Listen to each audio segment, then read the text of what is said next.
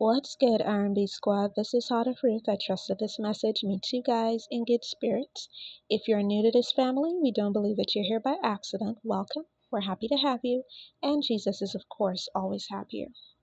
The word I have today comes from a dream that I had, and as per usual, as you listen, you will know whether or not it is for you.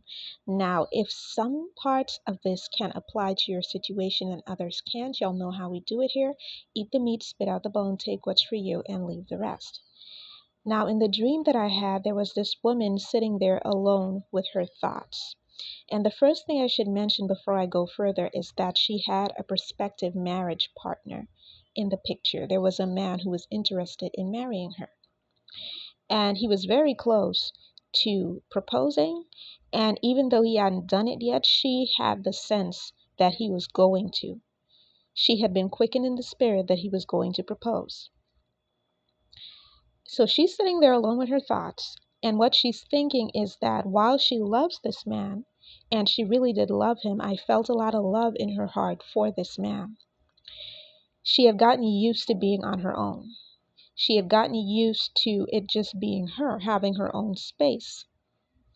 And so she was wondering what it would be like to have to change her life in that respect, to now have to wake up to somebody being in her home every day, to sharing a home with somebody else, to adjusting to their habits and their lifestyle, and trying to have them adjust to hers.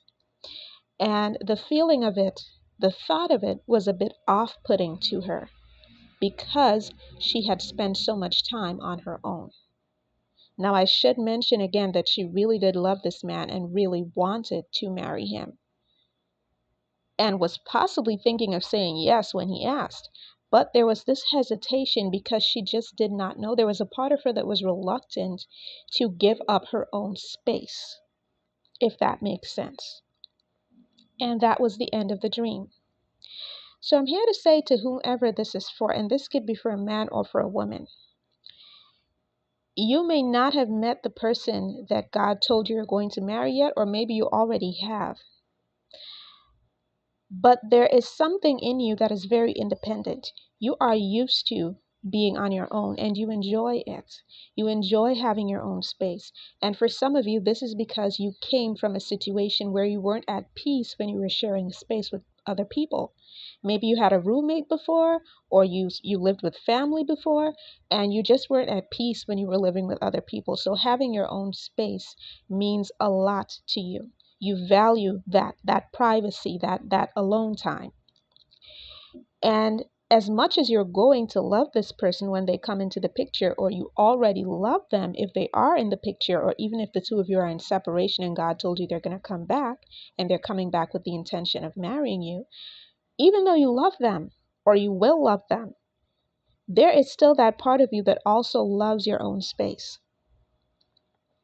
And you are going to be worried that you're going to feel crowded, that you're going to feel suffocated, and that is going to be at the forefront of your mind. And if nothing else makes you hesitate, that will.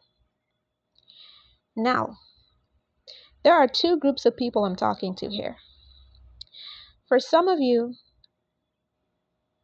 you're just naturally that way. You naturally hesitate when it comes to sharing your space with somebody else. And the thought of long-term sharing your space in the long term with somebody else is daunting, even if it's somebody you love. For others of you, you are actually seeing someone right now and you feel crowded and suffocated by this person. So maybe you didn't have an issue before with sharing your space, and it never occurred to you that you could feel that way when you shared your space with somebody else. But this person, they may not even be living with you yet, and you already feel suffocated. You already feel smothered. Something about them makes you feel that way.